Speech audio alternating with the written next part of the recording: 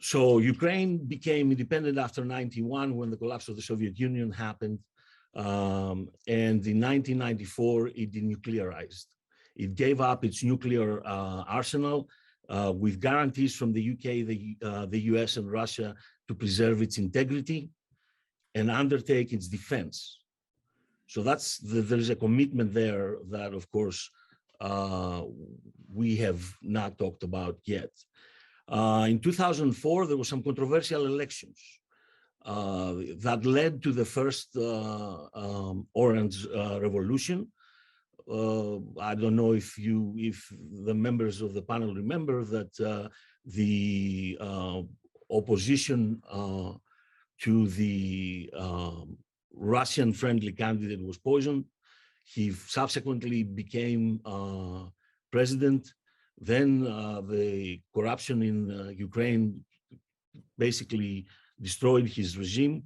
And in 2008, we arrive at a place where the president of the United States, President Bush at that time, and I agree with my previous speaker, pushed very hard for Ukraine and Georgia to become members of NATO. And the response was the invasion of Georgia, which was not mentioned. The invasion of Georgia told me at that time that Russia had some very, very important security concerns of its own. And I recognize those concerns and consider the Bush administration a failed foreign policy administration to begin with, because of its involvement in Iraq and because of what it did to Russia personally.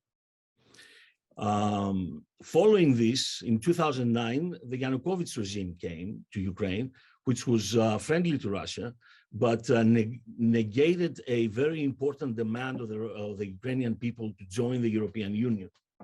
And that was what led to the Euromaidan events, which were noted by the first speaker, and but were not expanded.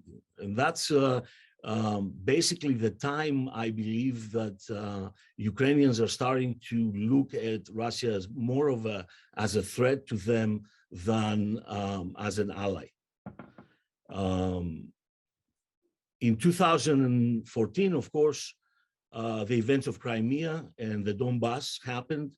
The Minsk protocols were signed and were not followed, as correctly were argued by my colleague earlier, and led us to the election of Volodymyr Zelensky in 2019 and the negation of Ukraine as a whole, as a country, by the president of Russia. We cannot really divorce ourselves from the rhetoric that came out of Russia in a sense that Ukraine is not even a country. Ukraine used to be Russia, therefore it has to be part of Russia again. And then, of course, in 2022, February, 2 months ago, the Russian forces invaded a sovereign country in Europe, which elicited the response that it has elicited, which has been very harsh and very steadfast against Russia. Now, I realize that we have a lot of things to talk about. A lot of points were made. I can't respond to every one of them. I hope to respond to as many as I can, and then maybe in the Q&A we can hash some of the rest of them out. But it seems to me that the war was a war of choice. It was a war of choice and a war of expansion. It is still a war of expansion. The way it is conducted, it seems that it was a war to take the Ukrainian sovereignty away completely. To be frank, this leads to the collapse of both economies. In Ukraine and Russia, it's a plague on both your houses, so to speak. War is, to my it's not my preference of solving problems, and it's not the UN's preference of solving problems either. And so we have a humanitarian catastrophe with 4.5 million people, refugees, and 6 million IDPs. And of course, we have a steadfast NATO, which is building up right now as a result of this aggressive action by the Russian state. So if the calculation was that we will invade Ukraine and solve our security problem, then that is a miscalculation. Where I'm thinking, where I'm coming from is that basically it elicited a stronger response than the Russian authorities expected. So on the United States side, clearly the media have vilified the Russian leadership, and I won't even get into what the president of Russia has done and said, and other things such as the Azov units and things like that. I'm not an expert on the Ukrainian side to be able to judge whether or not the Azov units are still even there. But what I'm saying, what I'm going to say is that clearly for the American side, this is an ideational conflict. It's an ideational confrontation between liberalism and authoritarianism.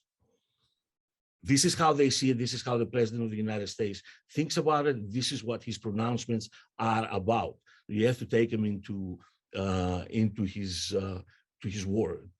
And so it is about Russia expanding the Ruski Mir. It's about Orthodox dogma. As an Orthodox myself, I can testify to the fact that the church has a lot of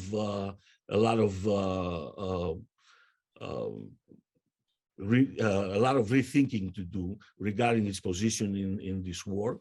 It's about nationalism in terms of the Russian stand. It's about revisionism. Very well described by the previous speaker when he said that this is about a global context in which the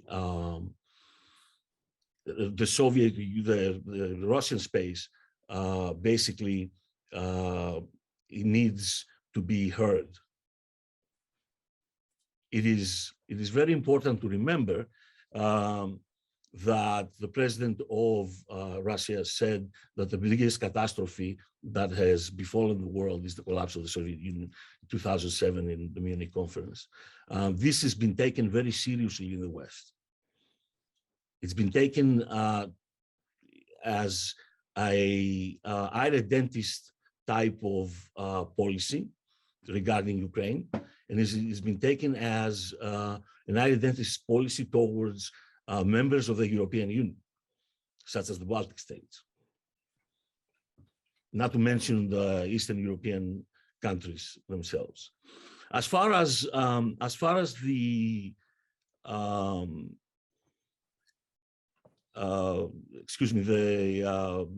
nationalism that exists in the West, it is true there are Nazis everywhere. There are Nazis in Hungary, there are Nazis in Poland, there are Nazis in Greece, there were Nazis in Ukraine.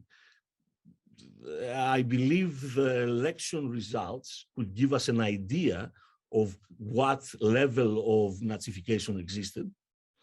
And it seems to me that Ukraine is not an outlier. It's got a small percentage of Nazis. As far as I can tell, Nazis exist in the United States as well. They don't control the countries that they are in. Equating Nazism with the government of the country is a fallacy. So, to the solutions, apart from the implication, the solution would be, for me, to neutralize Ukraine in the form of Austrian neutrality. giving, of course, the Minsk agreement, given the Minsk agreement elements, Ukraine could offer to be neutral and not have NATO membership, but to join the European Union in order to take part in the global economy. This could have been avoided to begin with if there was more attention to diplomacy. However, it seems to me that there was an agreement in Russia. I don't know if my colleague would agree with me. In general, as a society, that Russia needed to show the world that it's back. That's how it's viewed in the United States. That there is a necessity of this war, of this war of choice. As far as the hypocrisy of the West, I have made the same argument myself in the past. I was also against the war in Iraq. I marched with another 500,000 people in New York City in sub-freezing temperatures against the Bush administration. And I can tell you, two wrongs don't make one right. The fact that the Americans were wrong in Iraq does not mean that Russians are right now. And I realize this is it seems hypocritical to say that, but it is a basic condition of the system that we live in, the system of sovereignty. Once we disagree on the sovereignty of states on the basis of wants and takes, it's going to be a world that is even more anarchic than it is right now. And so I believe that the best solution is diplomacy, not war, to make a point, and to for Ukraine to be giving a little bit in terms of NATO membership, which to me seems interesting because it didn't seem that Ukraine had a very good chance of entering NATO. It seems like an excuse, more like rather than an actual policy. Maybe the minds of George Bush, but later on it did not. Ukraine itself did not meet the standards of the European Union as well to enter NATO. So it doesn't. The argument that the security of Russia is threatened because of Ukraine joining NATO, which was not, it seems a little bit disingenuous. I will stop here, and I will welcome questions from the audience when you're ready. Thank you for listening to me.